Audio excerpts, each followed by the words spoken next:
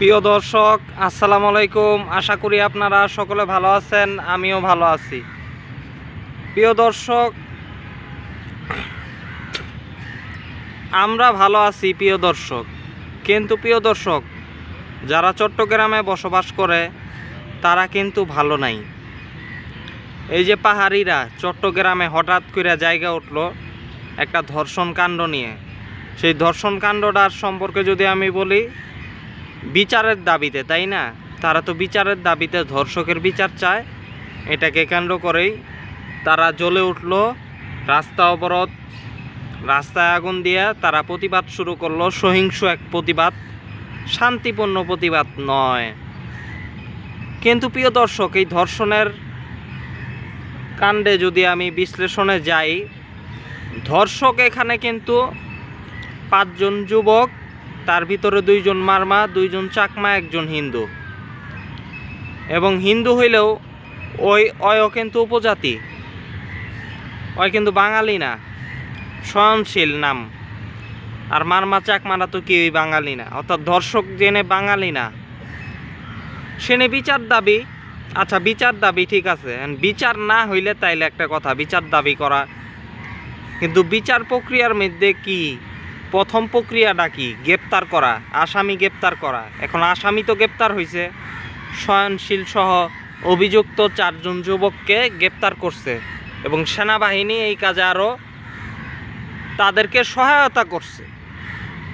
এখন চূড়ান্তভাবে যখন তাদের দাবি সেই হিসেবে মাইনেই নেওয়া হইল, প্রাথমিকভাবে চূড়ান্ত পর্যায়ে বিচার রায় হবে নাকি না হবে তার জন্য তো আন্দোলন করার প্রয়োজন নাই। প্রথম ধাপ যেহেতু হয়েছে, সেহেতু রায় হবে কি না হবে এটার জন্য ধৈর্য দরকার, আইনি লড়াই দরকার, তাই না? কিন্তু সেটা না কইরা হঠাৎ ধর্ষণ বিরোধী আন্দোলন, সেনাবাহিনী হটাও, সেনা হটাও, এই স্লোগানের রূপ নিল কেন? সেনা হটাও, এটা আবার কোন কথা? পাহাড়ে ধর্ষণ হইব, সেনা হটাও, একটার লগে আর একটা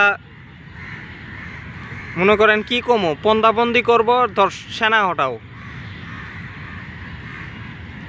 একটার লগে আর একটা সেক্স করব, সেনা হটাও। অর্থাৎ কিছু হইলে, আমি খারাপ উদাহরণ দিলাম, ভালোটা দিলাম না, কারণ ভালো কাজ তো করেন নাই। কিছু হইলেও সেনা হটাও, সেনা হটাওকে। পাহাড়ে একটা কিছু হইলেই সেনাবাহিনী হটাও না। সেনাবাহিনী পাহাড়ের রাস্তাঘাট থেকে শুরু করে বিভিন্ন কিছু সেনাবাহিনী করছে, সেনাবাহিনীর অবদান আছে। সেনাবাহিনী রাখতাম না, আচ্ছা শান্তি বাহিনীরা আপনারা হটান, তাইলে সেনাবাহিনী আমরা হটামো। শান্তি বাহিনী কি করে পাহাড়ে? শান্তি বাহিনীর কাজটা কি? সেনাবাহিনী জেনে, আচ্ছা প্রশাসন থাকবে, সেনাবাহিনী থাকবে না, ঠিক আছে। শান্তি বাহিনীর তাইলে বাড়তি কাজ কি? পাহাড়ে শান্তি বাহিনী কি করে? ইউপিডিএফ যে এরা কি করে? এরা থাকলে সেনাবাহিনী থাকবে, এরা না থাকলে সেনাবাহিনী থাকার প্রয়োজন নাই, আমিও মনে করি।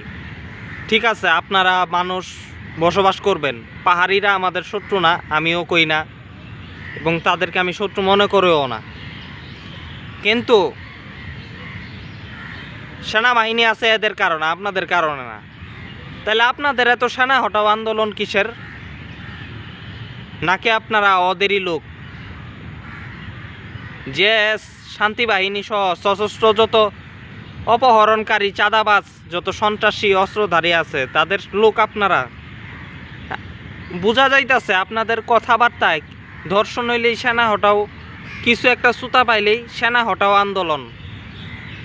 আমার কথা হচ্ছে, আপনাদের দাবি যে ধর্ষণ বিরোধী আন্দোলন করছেন বিচারের দাবিতে, সেনাবাহিনী দেখা গেল কি তারা সেনাবাহিনী ধর্ষককে গ্রেপ্তার করছে, তাইলে আপনাদের আন্দোলনের উদ্দেশ্য তো পূরণ হয়েছে। তাইলে এখন সেনা হটাও কিসের?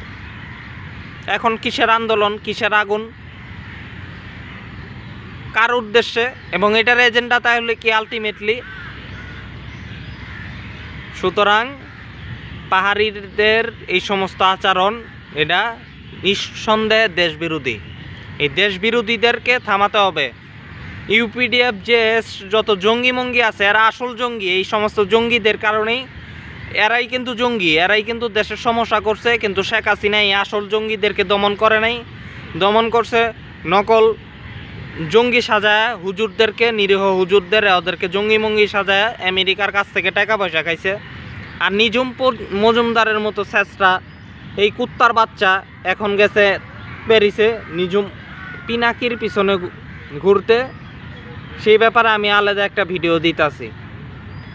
কিন্তু এই নিঝুম মজুমদার কুত্তার বাচ্চারা এখন আমেরিকার বিরুদ্ধে কথা বললেও এই কুত্তার বাচ্চারাই যখন শেখ হাসিনার সাথে বারাক ওবামার সম্পর্ক ভালো ছিল তখন বাংলাদেশে জঙ্গিবাদের বয়ান ছড়াইছে এই নিঝুম মজুমদারের মতো আওয়ামী লীগের মাসুদা ভাট্টি সহ যত কুত্তার বাচ্চা আছে সবগুলি। তো এই হচ্ছে অবস্থা। এখন বলে আমেরিকা, আরে বেটা বাংলাদেশের আসল জঙ্গি হইছে এই পাহাড়ের ভিতরে থাকে এই সমস্ত সন্ত্রাসী চাঁদাবাজ সংগঠনগুলি, এদের কাছে অস্ত্র আছে, এদেরকে দমন করার জন্য সেনাবাহিনী অবশ্যই থাকবে।